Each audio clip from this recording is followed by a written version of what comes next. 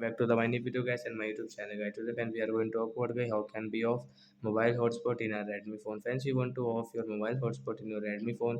So how can you off today? I will show you in this video guys. So before starting video, friends, first of all go and subscribe the channel guys. Click the bell icon, like the video. So friends, now let's see how can be off mobile hotspot. First of all guys, open your phone setting. After on phone setting guys, scroll it. Friends, you can see guys your portable hotspot setting guys, tap here. Friends, you can see mobile hotspot setting here guys, you can use from here. Friends, you want to off, you can off from this right side. After off guys, share option will remove on your screen, so you can check only password and your device name guys. You cannot share your hotspot, so if you want to share you will have to turn on again. So like that guys, we can turn off our phone hotspot, mobile hotspot setting from phone setting guys. So that's it guys, thanks for watching the video guys. We will meet on next video with the topic. Bye guys.